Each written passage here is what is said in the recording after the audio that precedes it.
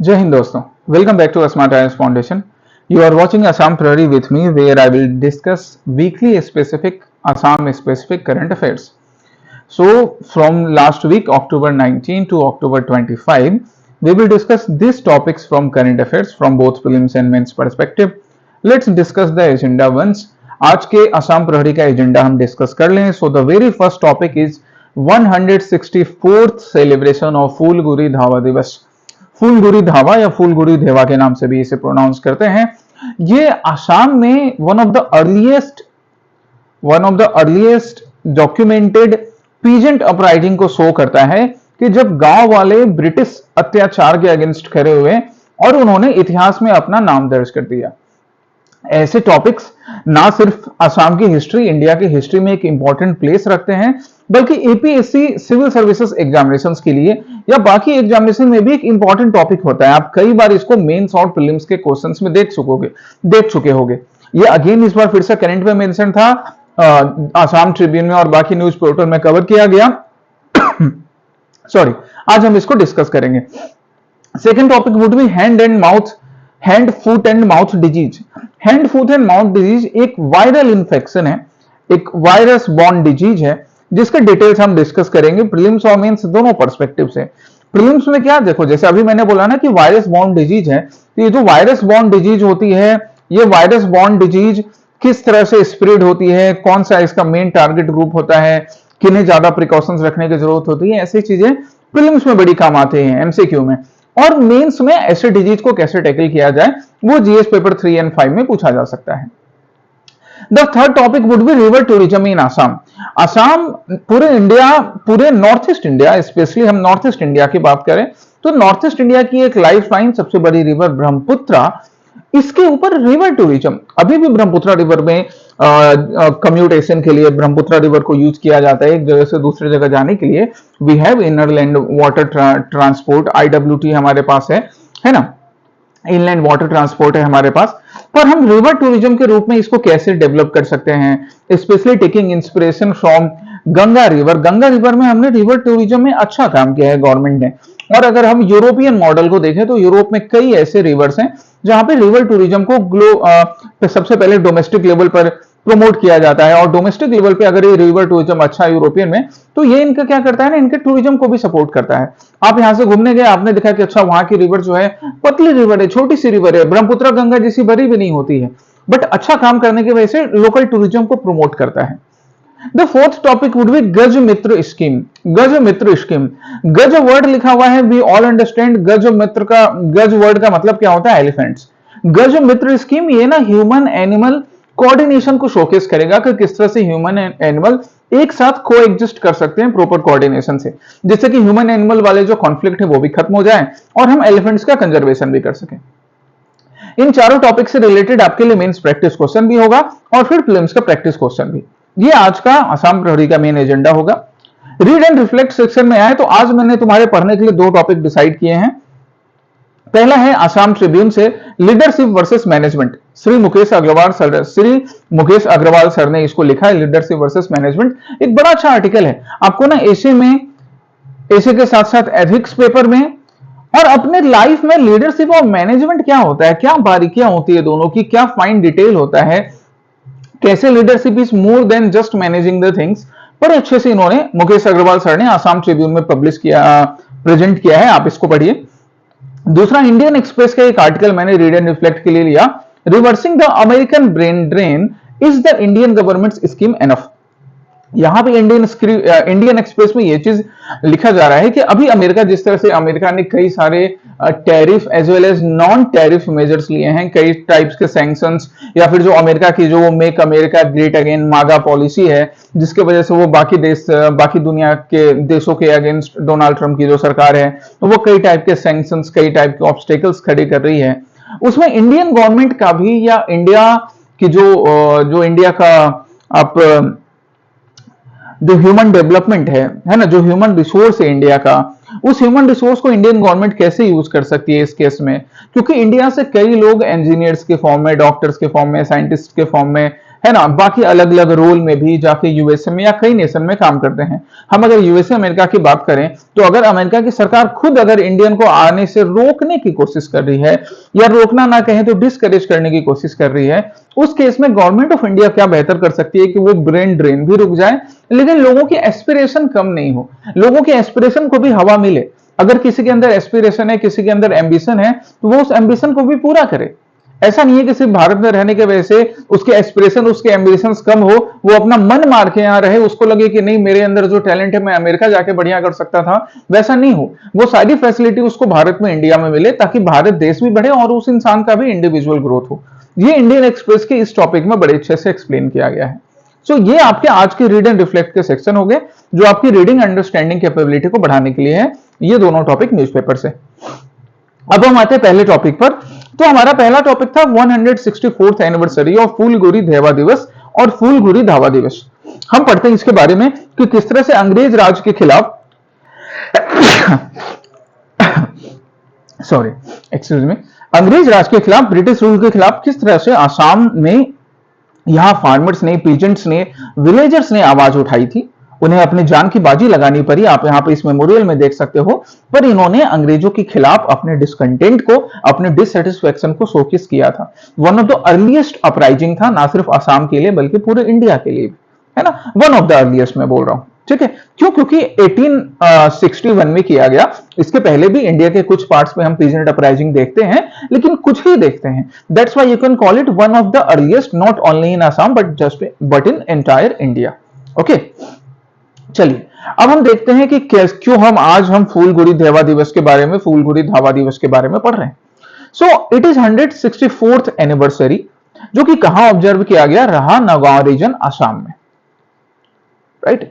ये 1861 में नगांव, आसाम के किसानों ने ब्रिटिश के अगेंस्ट जो अपराइजिंग, जो एक टाइप का रिवॉल्ट स्टार्ट किया था, उसको ऑनर करने के लिए 164th एनिवर्सरी मनाया गया है। अब हम देखते हैं आगे कि क्यों ऐसा हुआ, क्या कॉन्टेक्स्ट था, क्या रीजन थे जिसके वजह से फूलगोरी धावा होता है। तो फूलगोरी धेवा या फूलगोरी धावा दोनों टाइप से प्रोनाउंस करते हैं, याद रखना इसे। It is one of the first organised peasant uprising in Assam. Assam का पहला ऑर्गेनाइज्ड पीजेंट अपराइजिंग है, जो अक्टूबर 1861 में नौगांव के फूलगोरी विलेज रीजन में होता है। क्यों? पीजेंट अपराइजिंग है ना। हमारे जो फार्मर्स हैं वो अपराइजिंग, वो अप्रोर कर रहे हैं, तो उनका मेन जो इश्यू होगा ना, वो होगा British taxation. British taxation policy की वजह से बेचारे फार्मर्स जो थे, जिनकी खुद अपने कल्टीवेशन की कैपेसिटी धीरे धीरे लैंड की कम हो रही थी, क्योंकि रिलीफ मेजर्स ब्रिटिश के तब से मिलता नहीं था, लेकिन लैंड रेवेन्यू का रेट हमेशा ज्यादा रहता था, and due to this they faced many kind of problems. और उसके साथ साथ ban over poppy cultivation, poppy cultivation पर भी ब्रिटिश ने बैन लगा रखा था। इन सब की वजह से ना तो उनके लिए प्रॉफिटेबल एग्रीकल्चर हो पा रहा है, और जो भी प्रॉफिटेबल एग्रीकल्चर नहीं हो रहा है, जो थोड़ा बहुत उपजा पा रहे हैं, उसके ऊपर उनके ऊपर ज्यादा से ज्यादा टैक्स या रेवेन्यू रेट अप्लाई कर दिए जाते थे, इंपोज कर दिए जाते थे। So this was one main reason. अब इसकी शुरुआत कैसे होती है? बैकग्राउंड के लिए हम ट्रीटी ऑफ ग्यानदाबू में जाते हैं, बस इसका रेफरेंस देखते हैं। फूलगोरी धावा दिवस हम कब देख रहे हैं?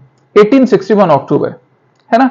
और ट्रीटी ऑफ ग्यानदाबू कब है? 1826। मतलब लगभग 40 ईयर, लगभग 40 ईयर्स का ये जो टाइम है ना, इस 40 ईयर्स में when Assam became a part of British India, colonial British rule, तो ब्रिटिश ने आसाम के लोगों को, स्पेशली जो फार्मर्स हैं, उनके ऊपर कई टाइप के इकोनॉमिक एक्सप्लॉयटेटिव पॉलिसीज इंपोज कर दी थी। जैसे पहले जो लोग थे, जो एग्रीकल्चर का काम कर रहे थे, जो फार्मिंग से एसोसिएटेड थे, वो पाइक सिस्टम के या पैक सिस्टम के भी पार्ट रहते थे। पैक सिस्टम, इसके बारे में आप अपने जीएस पेपर 5 की क्लासेस में पढ़ते होंगे, या आप जानते भी होंगे पैक सिस्टम के बारे में। क्या कि पैक सिस्टम क्या होता था? एक टाइप का वॉलंटरी मिलिट्री सर्विस।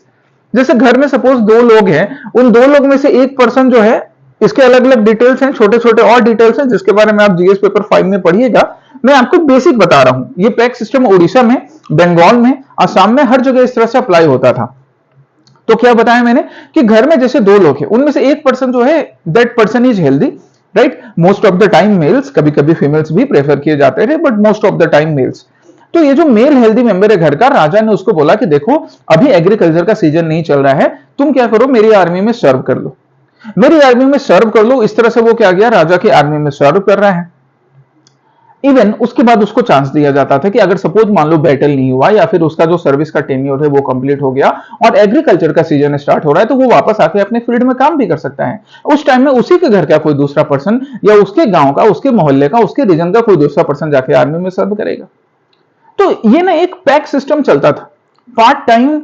आप इसको अभी इजराइल में जिस तरह से मिलिट्री सर्विस दी जाती है ना, कुछ उस टाइप के मिलिट्री सर्विस से रिलेट करके समझ सकते हो, ठीक है। बट अब ब्रिटिश ने आके पैक सिस्टम खत्म कर दिया और कंपलसरी रेवेन्यू स्टार्ट कर दिया था लोकल पीजेंट्स के लिए। स्पेशली रेवेन्यू रेट्स भी जो थे वो भी काफी हाई रखे जाते थे। इन सब चीजों की वजह से कई टाइप के कल्टीवेशन जो पहले लोग यहाँ पे कर रहे थे इंडिजीनियसली, उसको रोक देना, लोगों के ऊपर poll tax, stamp duty, excise, income tax, ऐसे ऐसे नए टैक्सेस इंपोज करना, अपने कॉमर्शियल इंटरेस्ट को फुलफिल करने के लिए लोगों के इंडिजीनियस एग्रीकल्चरल प्रैक्टिसेस को सप्रेस करना। Because of all those things, the farmers they were not satisfied from the colonial British rule since last 40 years after Treaty of Yandabu। और वो फाइनली रिजल्ट होता है 1861 अक्टूबर में, क्या, फूलगोरी धावा में। कहानी कुछ ऐसे शुरू होती है, जैसे आप यहाँ पे कुछ एआई जनरेटेड इमेज देख सकते हो। ये इलेक्टेड हर्बर्ट सोन डिप्यूटी कमिश्नर हैं, जिनका एक मिनट जिनका बड़ा इंपॉर्टेंट रोल है इस इवेंट में। So around 1500 peasants first they gathered around September 61। और ये ना जो गैदरिंग थी, ये गैदरिंग अभी पीसफुल थी। इनका बिल्कुल पर्पस नहीं था कि हम किसी भी टाइप के डिस्टरबेंस को क्रिएट करें। फार्मर्स के गैदरिंग का पर्पस पूरी तरह से पीसफुल था, पिटीशन सबमिट करने के लिए कि भाई हमारे ऊपर आपने जो पॉपी कल्टीवेशन पे बैन लगा रखा है या हमारे ऊपर जो टैक्सेस इतना हाई कर रखा है, इसको वापस ले लीजिए। अब डिप्यूटी कमिश्नर हमारा लेफ्टिनेंट हर्बर्ट स्कॉन्स, ये भाई साहब, इन्होंने क्या बोला कि हम आपकी ऐसी कोई भी अपील नहीं सुनेंगे।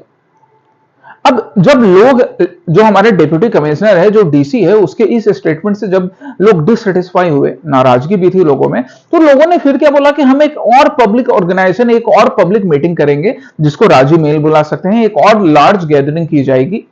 ये लार्ज गैदरिंग कब प्लान किया गया? 15 to 18 अक्टूबर 1861 में, जहां पे पहले से दुगने number of peasants, around 3000 peasants, ये एक साथ इकट्ठे हुए। हाँ, इस बार उन्होंने अपने हाथ में बैम्बू स्टिक्स भी ले रखा था। ये भी अगेन ऐसा नहीं था कि ब्रिटिश एस्टेब्लिशमेंट पे धावा बोलने जा रहे थे। ये बस अपने ने डिसकंटेंट को दिखाना था, गुस्से को भी दिखाना था कि देखो हम बैम्बू की लाठी लेकर भी आए हैं, वो बैम्बू स्टिक जो हमारे कल्चर का भी पार्ट है, बट स्ट्रेंथ को भी शोकेस करता है। नाउ ऑल दीज इंसिडेंट्स, और ब्रिटिश के मैन में, जैसे जो डीसी है हमारा या फिर बाकी जो ब्रिटिश पुलिस ऑफिसर्स थे, इनके मैंने पहले से भी इंडियंस को लेकर, चाहे वो आसाम के हो या लाहौर के हो या तमिलनाडु के हो या बिहार के हो, कहीं भी, गांधी जी जब जा रहे थे चंपारण में, ब्रिटिश ने उनको रोक दिया था, जो कि अहिंसा के पुजारी माने जाते हैं। तो यहाँ पे जो लगभग 3000 विलेजर्स थे, ये बैम्बू स्टिक हाथ में लेकर आए थे। दैट्स व्हाई ब्रिटिश ने रोक दिया कि नहीं, तुम लोग वायलेंस क्रिएट करोगे। और कहते हैं कि एक क्लैश स्टार्ट हो जाता है, जिस क्लैश में एक ब्रिटिश पुलिस वाला, लेफ्टिनेंट सिंगर, की डेथ हो जाती है। इसके बाद ब्रिटिश ब्रूटली रिटेलिएट करते हैं और विलेजर्स को मर्सीलेसली मारा जाता है। नाउ दिस इंसिडेंट, मर्सीलेसली मारा जाता है, और कई ऐसे जो हैं उनको वापस, कई ऐसे फार्म लीडर्स, लोकल लीडर्स, इनको वापस, जैसे तुम्बा लालुंग जी, जाति कालिता, मोनी कोस एंड कल्याण कोस, इनको फिर एग्जीक्यूट भी किया जाता है, या फिर इनमें से कुछ को काला पानी की सजा सेल्यूलर जेल में भेज दिया जाता है। मतलब लोगों ने अपनी जान वहां पर उस टाइम में, उस जगह पर फूलगुरी में भी गंवाई, और आगे जाके फिर काला पानी में या तो उनको फिर फांसी से लटका दिया गया या उम्र कैद की सजा दी गई। इस तरह से ये दिन इतिहास में दर्ज हो जाएगा। अब हम बात करें कि हिस्टोरिकली इसका क्या रेलेवेंस रहा, हिस्टोरिकली, फिर हम प्रेजेंट डे में भी बात करेंगे। यहां प्रेजेंट का है, फ्यूचर जनरेशन के लिए भी, और हिस्टोरिकली क्या। तो ये जो अपराइजिंग हुई ये 1861 में, हम इसको आसाम के पर्सपेक्टिव में देखें तो ये आसाम की पहली पीजेंट अपराइजिंग थी, या ऑर्गेनाइज्ड पीजेंट अपराइजिंग थी, जिसको ऑर्गेनाइज मैनर में किया गया था, अलग अलग स्टेजेस में। आगे जाकर भी आसाम में जैसे रंगिया अपराइजिंग या पथारू घाट अपराइजिंग में भी फूलगुरी अपराइजिंग, फूलगुरी धावा जो है वो एक इंस्पिरेशन की तरह वर्क कर रहा था। इसके भी मेंशन मैंने यहाँ पे कर रखे हैं, जो तुम रेफर कर सकते हो क्वेश्चंस बनाने के लिए। दूसरा, ये पॉलिटिकल कॉन्शियसनेस को भी अवेकन करता है, पॉलिटिकल कॉन्शियसनेस को भी जगाता है, स्पेशली रूरल पॉपुलेशन के बीच में। रूरल पॉपुलेशन, क्योंकि ये जो फूलगुरी अपराइजिंग है ये रूरल पॉपुलेशन से रिलेटेड है, पीजेंट्री से, सो उनके पॉलिटिकल कॉन्शियसनेस को भी जगाने का काम कर रहा था। It is a symbol of agrarian protest which was seen in Assam and later again seen in different parts of Assam like Patharu Ghat and Rangia, and then in Champaran, then in Kheda, then in Bardoli, then in other parts of India. It also asserted the cultural value of the people, लोगों ने यह भी बोला कि हमारा जो traditional livelihood का तरीका है, जो हमारा सोशल कस्टम है, जो एग्रीकल्चर से रिलेटेड है, आप ब्रिटिश कौन होते हो उसमें इंक्लूड करने वाले। अगर आपको लगता है, जैसे लेट्स टेक एग्जांपल, हम एक एग्जांपल लेते हैं, जैसे हम झूम कल्टीवेशन की बात करते हैं। अब ये ना सिर्फ आसाम में नहीं, आसाम के अलावा जैसे झारखंड जो तभी बिहार का पार्ट पड़ता था, वहां पर भी जैसे झूम कल्टीवेशन होता है, शिफ्टिंग कल्टीवेशन हो रहा था पहले, संथाल कम्युनिटी करती है। तो ब्रिटिश आके उन्होंने अचानक से इसके ऊपर ब्लैंकेट बैन लगा दिया कि आप नहीं कर सकते हो। तो इन ट्राइबल्स ने बोला, या फिर अलग अलग रीजन के ट्राइबल्स ने अपने अपने अलग डिमांड्स बताए कि हमारा एक ट्रेडिशनल प्रैक्टिस है, अगर आप बोलते हो कि इसके वजह से ट्री को नुकसान होता है, एनवायरमेंट को नुकसान होता है, then at least talk with us, हम एक ऑल्टरनेटिव निकालेंगे, फिर इसको हम छोड़ देंगे। लेकिन अचानक से बैन लगा देना, फिर आप हमारे रोजी रोटी का तो नहीं सोच रहे हो। And that's why people were not happy with them. So cultural, economical, political, her type के डिफरेंसेस थे। अब हम प्रेजेंट एंड फ्यूचर जनरेशन की बात करते हैं। तो प्रेजेंट एंड फ्यूचर जनरेशन को अपनी दादी नानी के किस्सों से, अपने स्कूल से, सिविल सर्विसेज की तैयारी करने के माध्यम से, न्यूज़पेपर से मालूम होना चाहिए कि किस तरह से पास्ट में लोगों ने, कई लोग जो अनसंग रह गए, यहाँ पे हम जिन लीडर्स की बात कर रहे हैं, ये लीडर्स अनसंग रह गए इतिहास में कहीं ना कहीं, पर इन्होंने अनसंग रहते हुए भी अपना काम किया था, अपना योगदान दिया था। दैट्स वाई उन अनसंग हीरो के बारे में हमें हमेशा टाइम टू टाइम पढ़ना चाहिए। These events also act as heritage for Assam and the people of India। जैसे चंपारण का एक रेलेवेंस है, उसी तरह से फूलगुरी अपराइजिंग का रेलेवेंस है, उसी तरह संथाल अपराइजिंग का रेलेवेंस है, उसी तरह बाकी अलग अलग पीजेंट अपराइजिंग का रेलेवेंस होता है। ऑल्सो लोकल हिस्ट्री रिसर्च इसको प्रमोट करने के लिए, एंड किस तरह से एग्रेरियन एंड रूरल रेसिस्टेंस जो है कॉलोनियल हिस्ट्री में एक इंपॉर्टेंट रोल प्ले करता था, उस चीज को प्रेजेंट एंड फ्यूचर जनरेशन को बताने के लिए ऐसे इवेंट्स, ऐसे जो फूलगुरी धावा दिवस है, इनका सेलिब्रेशन जरूरी है, इनका मेंशन जरूरी है। प्रेजेंट एंड फ्यूचर जनरेशन के लिए भी रेलेवेंस हो गया। अब यहाँ पे मैंने बाकी रंगिया अपराइजिंग को भी मेंशन कर रखा है, हालांकि रंगिया अपराइजिंग आज के आसाम प्रहरी का टॉपिक नहीं है, इसलिए मैंने बस ब्रीफ में मेंशन कर रखा है। और दूसरा पथारू घाट अपराइजिंग, इसको भी हम डिटेल में आगे कभी डिस्कस करेंगे जब ये न्यूज़पेपर में मेंशन होगा। कई बार पहले भी डिस्कस हो चुका है, अलग अलग इवेंट्स पे, अलग अलग इंस्टेंसेस पे, जैसे क्लासरूम में या फिर आसाम प्रहरी में भी। ठीक है, पथारू घाट अपराइजिंग मैंने डिस्कस किया है पहले भी, जिसको हम जालियांवाला बाग ऑफ आसाम के नाम से बुलाते हैं। दिस हैज बीन डिस्कस्ड, ये आपके साथ आसाम प्रहरी में ही डिस्कस हो चुका है, कभी रंगिया अपराइजिंग भी होगा। ओके, अब आपके लिए ये पहला प्रैक्टिस क्वेश्चन हो गया फूलगुरी धावा के ऊपर, फूलगुरी धावा के ऊपर 250 वर्ड में है, तो इसको 3 to 4 पेजेस में लिखने की कोशिश करना, मार्जिन छोड़कर। जिस तरह से पॉइंट बना बनाकर मैंने यहाँ पे तुमको समझाया है, बस ये जो बुलेट्स हैं, ये सिंस मैं तुम्हें नोट्स के फॉर्म में दे रहा हूं, इसलिए ऐसे बुलेट्स हैं। आप जब आंसर लिखो तो 1 2 3 ABC ये यूज किया करो। ठीक है, जो लोग नए नए आंसर लिखना सीख रहे हैं ना, वो आसाम प्रहरी को फॉलो कीजिए, आपकी आंसर राइटिंग बहुत बढ़िया हो जाएगी। आप अपने वैसे सीनियर से बात करो जो इसको सिंसियरली फॉलो कर रहे हैं, खुद उनके आंसर राइटिंग में बढ़िया चेंजेस देखने को मिलता है। The next topic is hand, foot and mouth disease, HFMD। Hand, foot and mouth disease क्या है? ये hand, foot and mouth disease, आप यहाँ पे एक पिक्चर देखो, यहाँ पे एक बच्चे के हाथ को देख रहे हैं जहां पे ब्लिस्टर्स जैसा आपको दिख रहा है, ये ब्लिस्टर्स दिख रहे हैं, छाला पड़ गया है। अब यही ये hand, foot and mouth disease specially ना गुवाहाटी और डिब्रूगढ़ वाले रीजन में काफी ऑब्जर्व किया गया। इट मींस अर्बन रीजन्स में इसको ऑब्जर्व किया जा रहा है, रूरल रीजन में क्या स्टेटस है वो चेक करना जरूरी है। सो हेल्थ कंसर्न, हेल्थ अपडेट के लिहाज से भी, और आपके जीएस पेपर 3, जीएस पेपर 5 के पर्सपेक्टिव से भी इंपॉर्टेंट टॉपिक है। ठीक है, आसाम ट्रिब्यून देखिए क्या बोल रहा है, spike in hand, foot and mouth disease, जिसको हम HFMD बोलेंगे शॉर्ट में, across Assam raising concerns among parents specially in cities like Guwahati and Dibrugarh. और बच्चों के बीच हो रहा है, तो ना सिर्फ बच्चों को तकलीफ हो रही है, बच्चों की तकलीफ सोसाइटी, पूरे सोसाइटी को तकलीफ दे जाती है। That's why this highly contagious viral infection काफी तेजी से फैलता है गाइज। बच्चे स्कूल जाते हैं, खेलते हैं, वहां एक दूसरे के बीच फैल सकता है, स्प्रेड हो सकता है, इसलिए इसके ऊपर ध्यान देने की जरूरत है। आइए इसको हम डिटेल में पढ़ते हैं। सो hand, foot and mouth disease के बेसिक्स देखें तो सबसे पहले बात की, वायरल इन्फेक्शन है, मतलब वायरस बॉर्न डिजीज, ये प्रीलिम्स में काम आएगा। एंड हाईली कॉन्टेजियस होता है, जो children under 10 years of age, ये ज्यादा मेनली इससे अफेक्टेड होते हैं। 10 साल से ज्यादा बच्चों में भी हो सकता है, बट मेनली जो 10 साल से कम के हैं ना, वो ज्यादा अफेक्ट होते हैं इसके वजह से, क्योंकि यहाँ पे 2 स्ट्रेन देखे गए हैं वायरस के, coxsackie virus A16 and enterovirus 71 strain, ये दोनों बच्चों को ज्यादा टारगेट करते हैं। ठीक है, now recently in Assam, particularly in urban centres of Guwahati and urban centres of Dibrugarh, there have been rising cases of HFMD। और ये जो राइजिंग केसेस हैं, HFMD को जब स्टडी किया जाता है, रिसर्चर्स जब स्टडी करते हैं, मेडिकल प्रोफेशनल जब स्टडी करते हैं, तो वो बोलते हैं क्या कि इनका कॉन्टेजियन रेट, मतलब इसका स्प्रेड होने का रेट, इसके फैलने का रेट ना, ये काफी फास्ट होता है, जिसकी वजह से री इन्फेक्शन के केसेस हाई होते जाएंगे।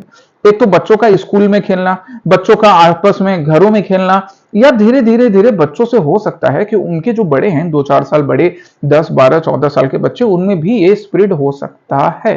ठीक है, पॉसिबिलिटी है, उसको पूरी तरह से नेग्लेक्ट नहीं किया जा सकता, नेगेट भी नहीं किया जा सकता।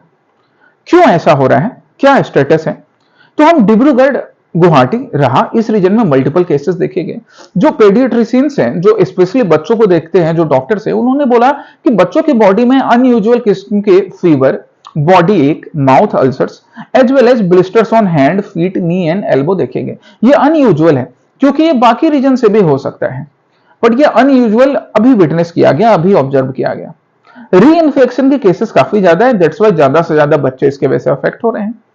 एंड लेबोरेटरी कंफर्मेशन कम हो रहा है। कई लोग जब जैसे हाथ में छाला देखा तो लोगों के मन में यह भी सवाल उठता है कि क्या ये पॉक्स है, स्मॉल पॉक्स, चिकन पॉक्स, क्या वो बीमारी है? फीवर बॉडी एक हो रहा है और बॉडी में 1-2 जगह रेसेस दिखे, ब्लिस्टर्स दिखे, तो लोग उसको इग्नोर भी कर देते हैं। लेबोरेटरी में कंफर्मेशन रेट काफी कम है, and that's why health department अभी तक ऑफिशियल कोई भी एडवाइजरी नहीं जारी कर पाया। जब तक इसको न्यूज़पेपर में पब्लिश किया गया था, उसके बाद किया हो वो अलग बात है। ठीक है, and so the situation is becoming concerning. इसलिए सिचुएशन जो है ना, वो कंसर्निंग बना हुआ है। क्यों कंसर्निंग है? कॉन्टेजियस डिजीज है। कैसे फैलेगा?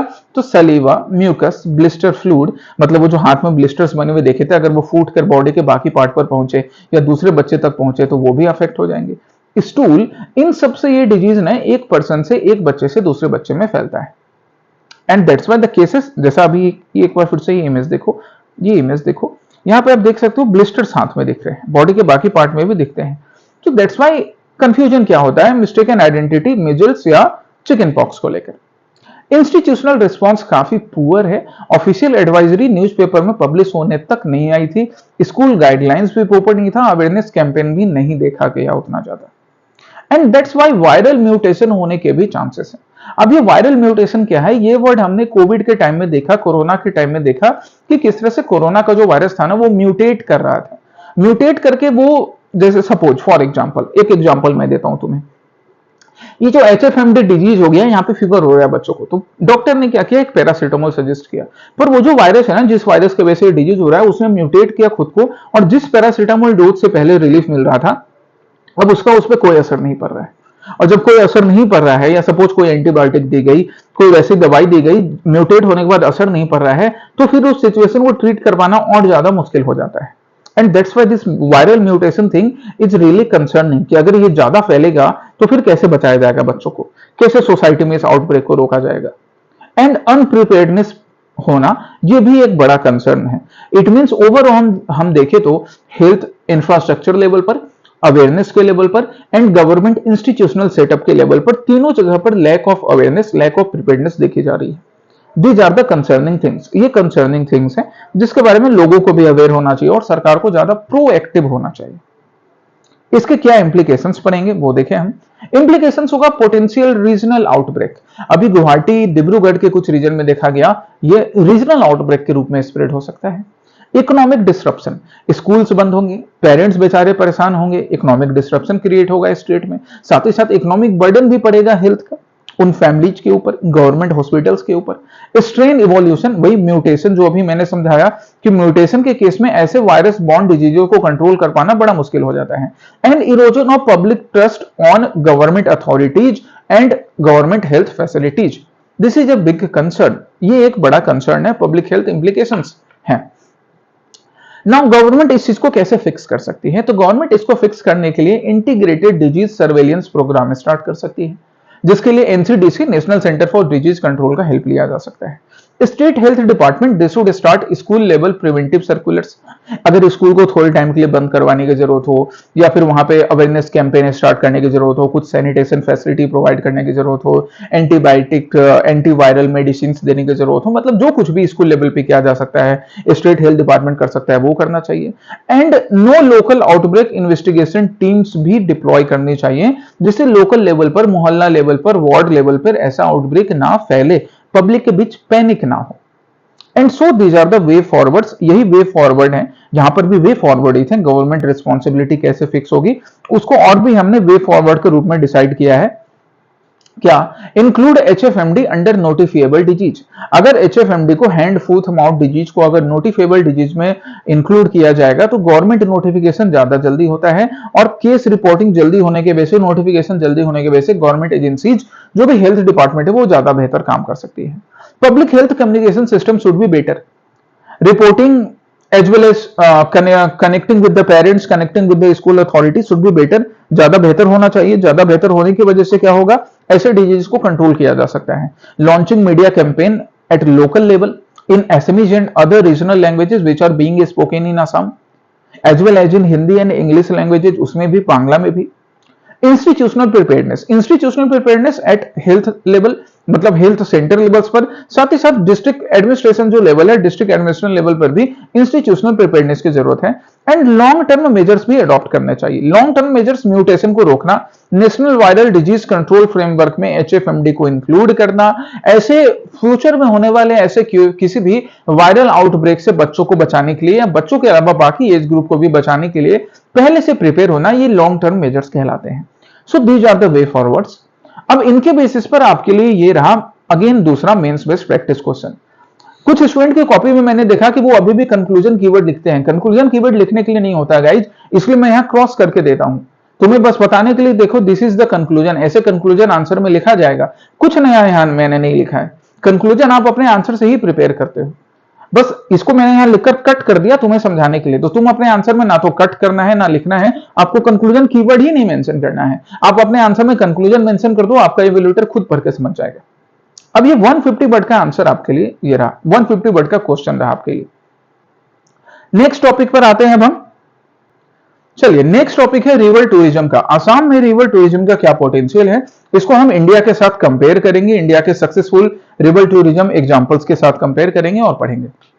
तो हम बात कर रहे हैं ब्रह्मपुत्र रिवर की, which is a lifeline of Assam and the entire northeast, which can take successful example from Ganga river tourism. Ganga river tourism जो कि एक सक्सेसफुल एग्जांपल इंडिया में है और कई यूरोपियन मॉडल्स भी हैं। तुम एक काम कर सकते हो, देखो तुम्हारे लिए इन सब के साथ में होमवर्क भी रहता है। आप क्या करो, आप यूरोपियन मॉडल्स भी सर्च करो, आप जाके गूगल पे सर्च करो European model of river tourism और एक दो ना एग्जाम्पल निकालो, कुछ बढ़िया केस स्टडी पढ़ो और उन केस स्टडी का, उन एग्जाम्पल को अपने मेंस के आंसर्स में ना इंक्लूड करो। ये आपका होना चाहिए तरीका, है ना, इतना होमवर्क करना है। अब हम ब्रह्मपुत्रा के रिवर टूरिज्म पर आते हैं। तो ब्रह्मपुत्रा जो कि आसाम नॉर्थ ईस्ट के लिए लाइफलाइन है, one of the largest river भी है, इसका हम क्या यूज कर सकते हैं टूरिज्म, ट्रेड, ट्रांसपोर्ट के लिए। तो ट्रांसपोर्ट के लिए अभी भी IWTs हमारे पास है, ट्रेड के लिए भी यूज होता है, बट हम टूरिज्म के लिए इसको और बेहतर यूज कर सकते हैं by taking inspiration from MV Ganga Vilas, जो कि वर्ल्ड के लॉन्गेस्ट रिवर क्रूज में से एंड सक्सेसफुल। कुछ चैलेंजेज हैं इसके, बट फिर भी ओवरऑल सक्सेसफुल माना गया है, ओवरऑल सक्सेसफुल माना गया है। यहाँ कुछ इनसाइड व्यू भी हैं, आप देख सकते हो कितनी बढ़िया फैसिलिटी है। आई डोंट नो तुम में से किसको इसके अंदर घूमने का, बैठने का मौका मिला है कि नहीं मिला है, बट काफी बढ़िया फैसिलिटीज है गंगा विलास, राइट। सो ऐसे सक्सेसफुल एग्जांपल्स को लेकर, ऐसे केस स्टडीज को लेकर हम ब्रह्मपुत्रा में भी रिवर टूरिज्म को प्रमोट कर सकते हैं। चलिए क्या होना चाहिए गवर्नमेंट का विजन इसके लिए। तो सबसे पहले वी नीड पॉलिसी ट्रांसफॉर्मेशन। 2014 से हम बात करते हैं, 2014 से इनलैंड वाटर वे के लिए काफी काम किया जा रहा है। The Honorable Prime Minister, he also has the vision, he has the principle, economy with ecology। Economy with ecology क्या? तो हम आज बात कर रहे हैं ब्रह्मपुत्रा रिवर के बारे में, हम बात कर रहे हैं गंगा रिवर के बारे में। तो Brahmaputra and Ganga river they have very important ecological role भी है इनका।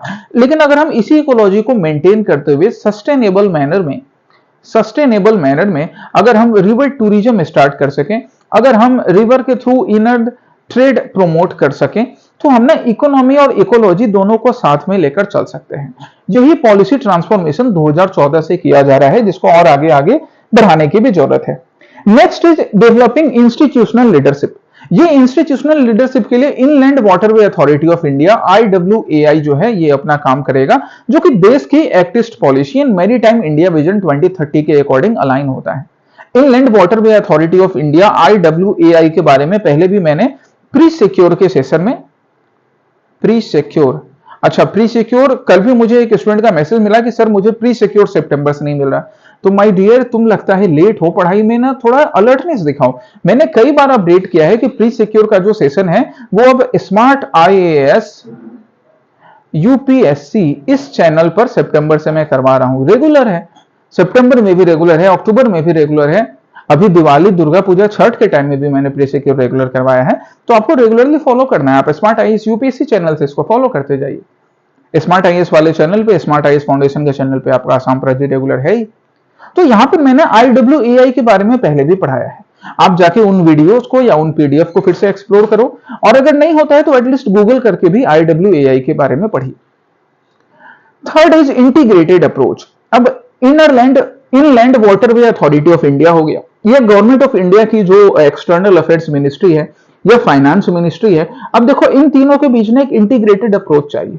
एक्ट ईस्ट पॉलिसी के लिए ministry of external affairs important है, इकोनॉमी को बूस्ट करने के लिए कहीं ना कहीं मिनिस्ट्री ऑफ क्या बोलते हैं फाइनेंस की बात कर लें, है ना, हम यहाँ पे inland and water way authority की बात कर ले, इन तीनों के बीच का कोऑर्डिनेशन होना, इंटीग्रेटेड अप्रोच होना, या ministry of environment, forest and climate change का, इनका भी जरूरी है। मिनिस्ट्री ऑफ रोड ट्रांसपोर्ट, इनका भी साथ ही साथ इंटीग्रेटेड अप्रोच जरूरी है कि ये सब अगर आपस में साथ में मिलकर काम करेंगे ना तो एक बेहतर अप्रोच प्रिपेयर हो सकेगा, ज्यादा बेहतर आउटकम आ सकेगा। दो डिपार्टमेंट्स के बीच में फाइलें नहीं अटकेंगी, दो डिपार्टमेंट्स के बीच में क्लैशेस नहीं होगा, तो प्रोजेक्ट हमारा ना स्मूथली आगे बढ़ता जाएगा। ऐसा कई बार हम देखते हैं कि प्रोजेक्ट रुक जाता है, जैसे तुम कई बार इस चीज को ऑब्जर्व किए होगे कि कहीं फ्लाईओवर बन रहा है, कहीं ओवरपास बन रहा है या अंडरपास बन रहा है, लेकिन वो अंडरपास रेलवे के रीजन से क्रॉस कर रहा था, तो स्टेट डिपार्टमेंट और फिर रेलवे डिपार्टमेंट उन दोनों के बीच क्लैश हो जाता है और वो फ्लाईओवर या वो अंडरपास या ओवरपास काफी डिले हो जाता है। ऐसा डिले नहीं हो, that's why we need to adopt integrated system as well as different states, जो इनर स्टेट्स कोऑर्डिनेशन है डिफरेंट स्टेट्स के बीच का, आसाम का, वेस्ट बंगाल का, अरुणाचल का, या बाकी जो भी स्टेट्स हैं जिनके थ्रू रिवर्स बहेंगी, या इंडिया बांग्लादेश के बीच का, क्योंकि बांग्लादेश से भी तो ब्रह्मपुत्र बहकर जा रही है, गंगा बहकर जा रही है, इनके बीच का भी कोऑर्डिनेशन बढ़िया होना जरूरी है, जिन सब में हम गवर्नमेंट का एक इंपॉर्टेंट रोल देख पाते हैं। नाउ क्या क्या इंफ्रास्ट्रक्चर इनिशिएटिव होने चाहिए, आप यहाँ पे ऑनरेबल मिनिस्टर श्री सोनोवाल जी को भी देख सकते हो। चलिए, सो गवर्नमेंट इंफ्रास्ट्रक्चर इनिशिएटिव या गवर्नमेंट का विजन इसको लेकर क्या है, टूरिस्ट जेटीज को बढ़ाना, हेरिटेज रिस्टोरेशन का काम भी करना है इसके साथ साथ, जिसके लिए हिस्टोरिक बिल्डिंग है डिब्रूगढ़ जो कि अपर असम टूरिज्म हब को सर्व करेगा, उसके ऊपर काम चल रहा है। टूरिज्म टर्मिनल्स, दो न्यू हब प्रिपेयर किए जा रहे हैं, एक सीलघाट नौगांव में, सीलघाट कामाख्या के बारे में भी मैंने रिसेंटली ही तुम्हें सीलघाट कामाख्या के बारे में, सीलघाट कामाख्या इसके बारे में रिसेंटली मैंने आसाम प्रहरी में आपको करवाया था, राइट। ये अपना आप आर्ट एंड कल्चर के लिए GS1 के लिए ऐसे टॉपिक्स रिवाइज करते रहा कीजिए। विश्वनाथ घाट, right, and Guijan, in regions में नए टूरिज्म टर्मिनल सेटअप किए जा रहे हैं। लाइट हाउसेस बनाने का ऑनरेबल मिनिस्टर श्री सोनोवाल जी का ये प्लान है, एक लाइट हाउस बनाना ब्रह्मपुत्र रिवर के साथ। ये जो लाइट हाउस है ना, यानी ना सिर्फ हमें एक लाइट हाउसेस को देखकर ना एक नॉस्टैल्जिक फीलिंग भी आती है, साथ ही साथ अब जैसे नदी के बीच से ये हमारे जो गंगा विलास नाम है ना, तो मान लो हमने ब्रह्मपुत्रा में भी एक नाम क्या रखा, हमने रखा ब्रह्मपुत्रा ब्रिज नाम रखा, हमने ब्रह्मपुत्रा ब्रिज विलास नाम रख लिया, ऐसा कुछ नाम रखा। तो ब्रह्मपुत्रा ब्रिज नाम की ये जो बोट चलेगी, लार्ज शिप चलेगी, उसको ऐसे लाइट हाउसेस जो होते हैं ना, ये लाइट हाउसेस कई बार डायरेक्शन देने का काम करते हैं, कम्युनिकेशंस में हेल्प करते हैं। सो दैट्स वाई एक लाइट हाउस बनाने का प्लान चल रहा है। डेडिकेटेड क्रूज टर्मिनल गुवाहाटी में, right, and private sector investment को बढ़ाने का भी काम गवर्नमेंट के की इंफ्रास्ट्रक्चर इनिशिएटिव का पार्ट है कि अराउंड 250 करोड़ इन्वेस्टमेंट जो है वो प्राइवेट सेक्टर से उठाया जाए और इन्वेस्ट किया जाए इसमें, जो कि हम रोड के केसेस में या रेलवे के केसेस में तो करते ही हैं, एयर इंफ्रास्ट्रक्चर के केसेस में करते ही हैं। अब कहां पर करने की बात हो रही है, रिवर टूरिज्म में भी। कम्युनिटी एंड इकोलॉजिकल इंटीग्रेशन कैसे किया जाएगा, कम्युनिटी एंड इकोलॉजिकल इंटीग्रेशन के लिए देखो यहाँ पे दो एग्जांपल देखिए, पहले इमेजेस को देखिए, ये आप रोप एक्स वेसल्स देख रहे हो और दूसरा माजुली आइलैंड का एक पिक्चर देख रहे हो। अब यहां इन दोनों को देखकर ना community integration, ecological integration Majuli island को लेकर, एंड साथ ही साथ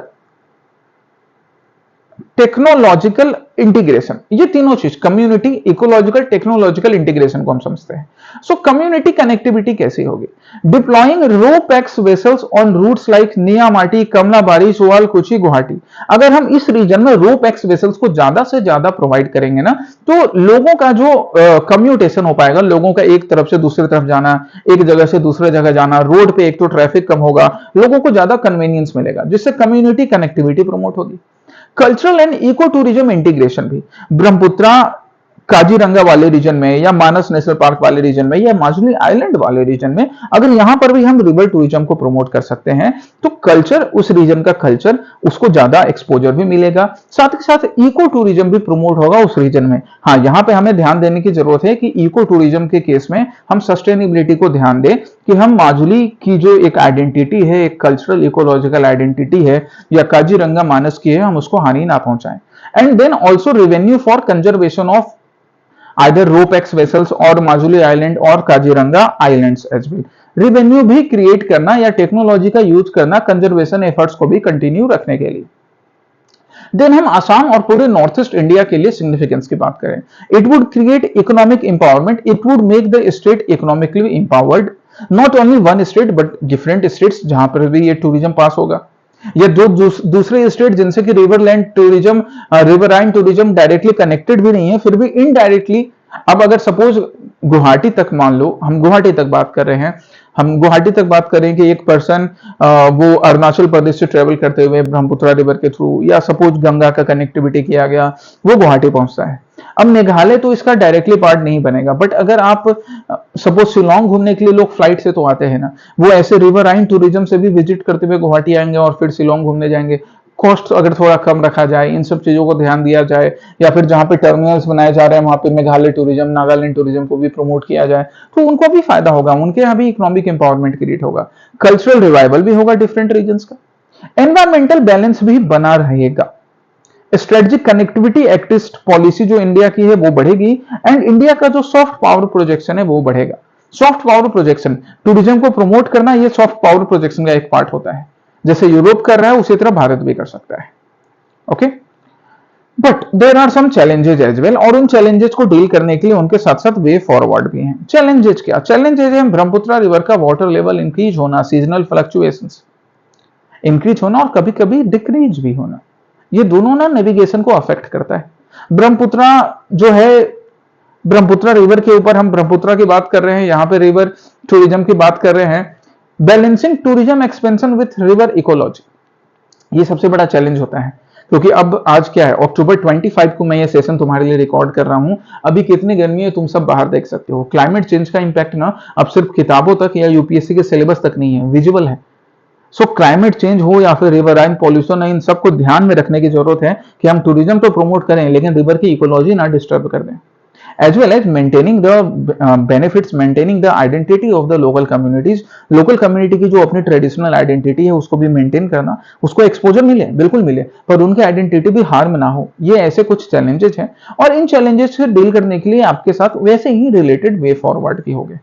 टेक्नोलॉजिकल सपोर्ट भी चाहिए, इसके लिए हम आईआईटी गुवाहाटी या नॉर्थ ईस्टर्न यूनिवर्सिटीज या फिर बाकी और जो भी रिसर्च सेंटर से उनका भी हेल्प ले सकते हैं कि सस्टेनेबिलिटी मेंटेन कैसे किया जाए, कैसे कम्यूटेशन को और सस्ता बनाया जा सके, लोगों के लिए अफोर्डेबल बनाया सके, ये सारी चीजें।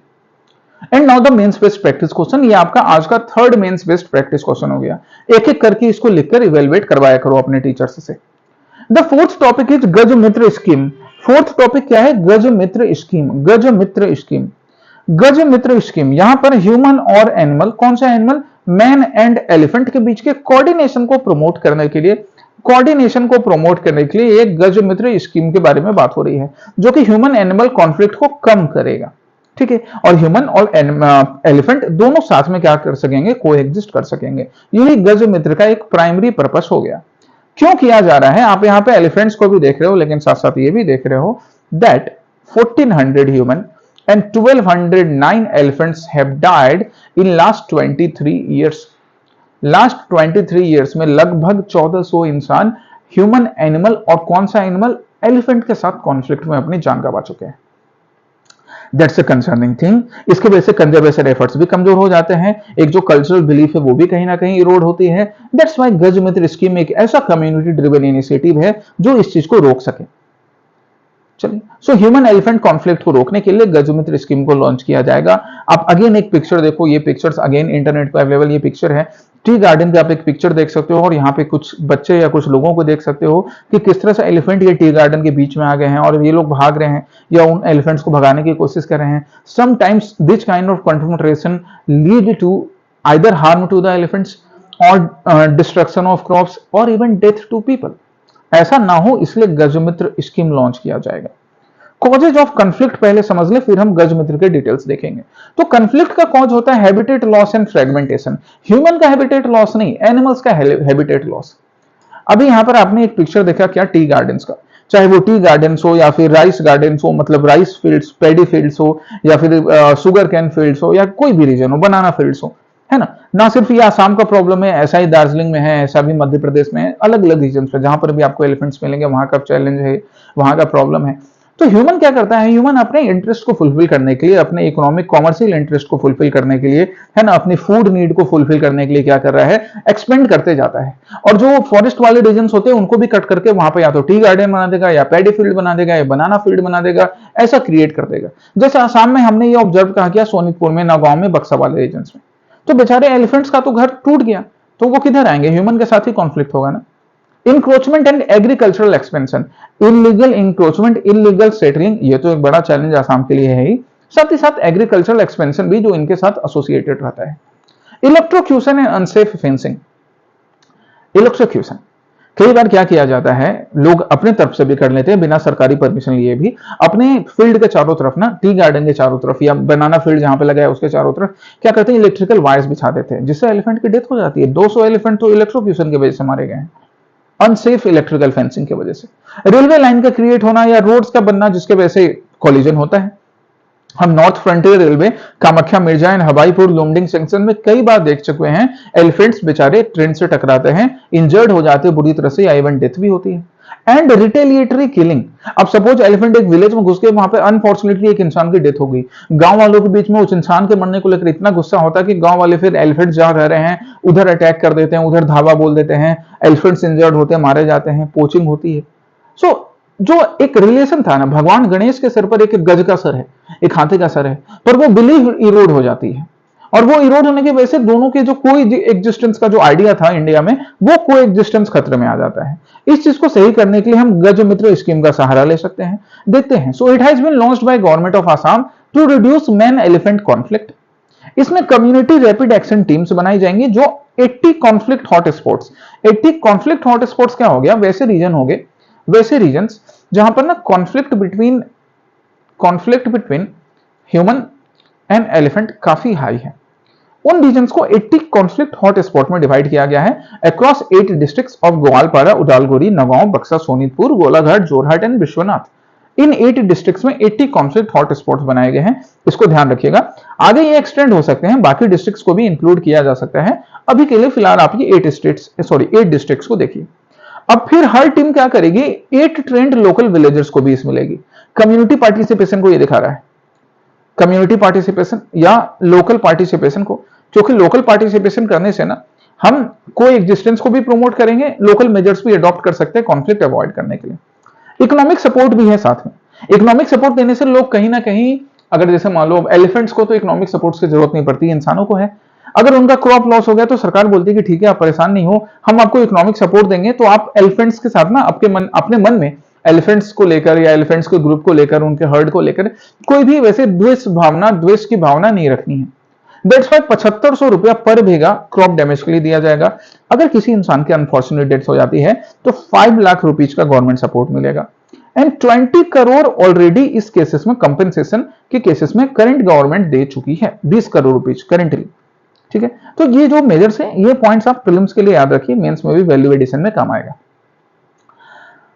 और हम देखें गजमित्र स्कीम के बारे में, तो गजमित्र स्कीम हैबिटेट रिस्टोरेशन का भी काम करेगा। हैबिटेट रिस्टोरेशन क्यों, क्योंकि पहले अभी हमने एक रीजन देखा था कि हैबिटेट लॉस की वजह से भी बेचारे एलिफेंट जो होते हैं वो ह्यूमन सेटलमेंट वाले रीजन में आ जाते हैं।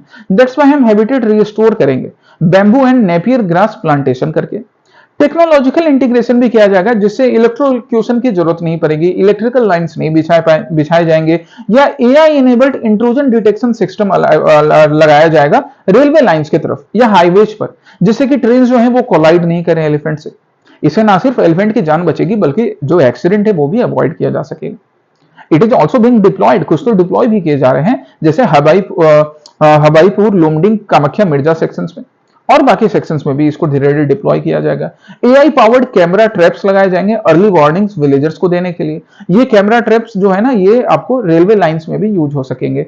ये कैमरा ट्रैप्स आपको यूज हो सकेंगे हाईवेज पर, एक्सप्रेस वेज पर, कि अच्छा ये हाईवे है, इसके इस रीजन से देखा जा रहा है कि फ्रीक्वेंटली एलिफेंट्स पास होते हैं, तो यहाँ पे ना एक ओवरपास बना दिया जाएगा कि अब ह्यूमन जो है वो ओवरपास से जाएंगे, एलिफेंट्स नीचे से चले जाएंगे। तो इस तरह से एआई पावर्ड सिस्टम का हम यूज कर सकते हैं। Local participation and community awareness भी क्रिएट करना ये एक जरूरी चीज है। सिग्निफिकेंस हम देखें गजमित्र स्कीम का, तो सिग्निफिकेंस ह्यूमन और एनिमल मतलब एलिफेंट दोनों के लिए है। ह्यूमैनिटेरियन रिलीफ भी मिल रहा है, इसके लिए इकोनॉमिक सपोर्ट भी हम देख चुके हैं। कम्युनिटी इंपावरमेंट होगा, इकोलॉजिकल सस्टेनेबिलिटी बनी रहेगी।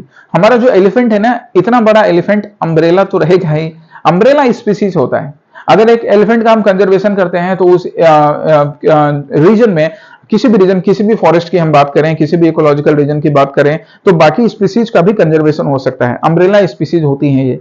एक अम्ब्रेला स्पीसीज ऐसे समझ लो, जो लोग आज पहली बार अम्ब्रेला स्पीसीज सुन रहे हैं, जब हम अम्ब्रेला खोलते हैं, छाता खोलते हैं, तो उसके नीचे सिर्फ एक इंसान, वो अम्ब्रेला पकड़ने वाला नहीं, वो अम्ब्रेला होल्ड करने के अलावा बाकी पर्सन भी बारिश से, धूप से बच जाता है। तो अगर आप एक एलिफेंट का कंजर्वेशन करोगे, इससे ना सिर्फ सीड डिस्ट्रीब्यूशन होगा, इससे ना सिर्फ बाकी स्पीसीज भी बचे रहेंगे, तो ओवरऑल इकोलॉजिकल बायोडाइवर्सिटी भी मेंटेन रहेगी। टेक्नोलॉजिकल इनोवेशन का भी साथ में यूज किया जाएगा। एंड मॉडल ऑफ को existence of humans and animals it can be promoted, जो कि ना सिर्फ सस्टेनेबल डेवलपमेंट गोल का पार्ट है, ना सिर्फ डिफरेंट कॉन्फ्रेंस का पार्ट है, बल्कि इंडिया के कल्चर का भी पार्ट है कि ह्यूमन एनिमल साथ में को एग्जिस्ट कर सकते हैं। ठीक है, but there are few challenges ahead, कुछ चैलेंजेस भी हैं। चैलेंजेस हैं तो उन चैलेंजेस से डील करने का तरीका भी हम देख चुके हैं। एलिफेंट्स माइग्रेशन को रोकना, स्पेशली मानसून सीजन में, ये एक बड़ा चैलेंज है। आप यहाँ पे पिक्चर देख सकते हो कि ये एलिफेंट जो है बेचारे मानसून के सीजन में अब पानियों में डूबे डूबे हमेशा तो रह नहीं सकते। दैट्स वाई ये ऐसे रोड क्रॉस करते हुए कहाँ चले जाएंगे, किसी विलेज ह्यूमन सेटलमेंट वाले रीजन में। ये एक बड़ा चैलेंज रह जाता है, क्योंकि ब्रह्मपुत्र की वजह से फ्रिक्वेंटली ब्रह्मपुत्र और उसके ट्रिब्यूटरी की वजह से फ्लड भी आता है। इनसफिशियंट मैन पावर का होना, इलीगल पावर फेंसिंग अभी भी कई रीजन्स में है, जिसका कोई डॉक्यूमेंटेशन नहीं है, कोई रिकॉर्ड नहीं है। साथ ही साथ coordination among forest, revenue and power departments, revenue department, forest department, local जो यूनिट्स होती हैं, लोकल जैसे थाना लेवल कमेटी हो गई है ना, लोकल जो पुलिसिंग के यूनिट्स हैं, इनके बीच का कोऑर्डिनेशन, या फिर जो लोकल हमारे विलेजर्स हैं, राइट, इन विलेजर्स का कोऑर्डिनेशन, इन सबका आपस में कोऑर्डिनेशन भी थोड़ा पुअर होता है, बेटर कोऑर्डिनेशन करने की जरूरत है। ये हमारे चैलेंजेस हो गए। कंपेंसेशन बेनिफिट भी, वैसे अभी तक 20 करोड़ रुपया कंपेंसेशन में दिया जा चुका है जैसा सरकार बोलती है, पर कई बार लोग कंप्लेन करते हैं कि करप्शन के वजह से वो कंपेंसेशन एक्चुअल बेनिफिशियरी तक नहीं पहुंचकर बट सरकारी बाबुओं के ही अकाउंट में पड़ा रह जाता है। So these are the challenges, ये वो चैलेंजेस हैं, और इन चैलेंजेस से डील करने के लिए हमारे पास फिर वे अहेड भी हैं। चैलेंजेस तो यहां पर हो गए, फिर से एक बार मैंने मेंशन कर दिया है। वे फॉरवर्ड क्या, कॉरिडोर कंजर्वेशन का काम करना है। यहां पर हम एआई का यूज कर सकते हैं कॉरिडोर बनाने के लिए। प्रोजेक्ट एलिफेंट यहां पर हमें हेल्प करेगा। पार्टिसिपेटरी फॉरेस्ट मैनेजमेंट, एनजीओ का यूज करना। एनजीओ लोकल कम्युनिटीज को या पंचायत को यूज करके क्या कर सकती है, NGO participatory forest management promote कर सकती है। पावर लाइन सेफ्टी ऑडिट, ये यहां पे देखो चैलेंजेस, पावर डिपार्टमेंट है ना, तो पावर डिपार्टमेंट अगर फॉरेस्ट डिपार्टमेंट के साथ मिलकर पावर लाइन सेफ्टी ऑडिट करे, जहां जहां पर एलिफेंट्स है वहां पर ऑडिटिंग की जाए, वहां पर देखा जाए कि अच्छा सर्वे किया जाए कि अगर किसी रीजन में इलीगल फेंसिंग तो नहीं की गई है इलेक्ट्रिसिटी को यूज करके, ऐसा काम करके भी जो हमारे थ्रेट हैं एलिफेंट्स को लाइफ को लेकर वो कम किए जा सकते हैं। रेलवे कोऑपरेशन प्रमोट करना, रेलवे का कोऑपरेशन फॉरेस्ट डिपार्टमेंट के साथ। डाटा ड्रिवन मॉनिटरिंग करना, यहाँ पर कैमरा ट्रैप्स या एआई का यूज बड़ा अच्छा है, डाटा को यूज करके स्पेसिफिक रीजन के लिए स्पेसिफिक मेजर्स अडॉप्ट करना। And long term ecological planning, state level पर, नेशनल लेवल पर, इंटरनेशनल लेवल पर जो भी नए नए इनिशिएटिव्स होते हैं वो लॉन्ग टर्म इकोलॉजिकल प्लानिंग का हिस्सा होते हैं, कि ना सिर्फ शॉर्ट टर्म में बल्कि लॉन्ग टर्म में भी एलिफेंट कंजर्वेशन हो सके। ठीक है, and now the mains based practice question based on Gajmitra scheme. Gajmitra scheme पर बेस्ड अनदर एक मेंस बेस्ड प्रैक्टिस क्वेश्चन आपके लिए रहा। ठीक है, ये 150 वर्ड में नहीं करोगे तुम, इसको करोगे 250 वर्ड में। 250 वर्ड में, ये 250 वर्ड का क्वेश्चन तुम करोगे, ठीक है। इसको 250 वर्ड में कीजिएगा, बिकॉज ये क्वेश्चन वैसे 150 में भी पूछा जा सकता है, बट आपके पास इनफ कंटेंट मैंने अभी दिया है, 150 250 दोनों टाइप के क्वेश्चन प्रैक्टिस करने हैं। अब हम आते हैं प्रीलिम्स बेस्ड प्रैक्टिस क्वेश्चन पर। तो पहला प्रीलिम्स बेस्ड प्रैक्टिस क्वेश्चन फूलगोरी धावा दिवस पर है, जिसके बारे में अभी मैंने डिस्कस किया ही। दूसरा हो गया HFMD hand foot mouth disease के बारे में। Third is about Brahmaputra river tourism के बारे में। Fourth Gajmitra scheme, and fifth about Kunar river, जो कि अभी न्यूज में मेंशन था। तो ये 5 आपके आज के प्रैक्टिस क्वेश्चंस हो गए। In practice prelims based practice question को भी अटेम्प्ट करना है और सिंसियरली इसका आंसर कमेंट सेक्शन में शेयर करना है। बाकी जो मेंस बेस्ड प्रैक्टिस क्वेश्चंस थे उसको आप धीरे धीरे करके लिखोगे और इवेलुएट करवाओगे अपने टीचर से, ठीक है। सो ये आपके आज के अक्टूबर 25 के असम प्रहरी सेशन का पर्सपेक्ट का पूरा डिटेल एनालिसिस था। अच्छे से उसको देखिए, पुराने सेशंस को भी रेगुलर इंटरवल पे रिवाइज करते जाइए, right. So study well, take care, जय हिंद।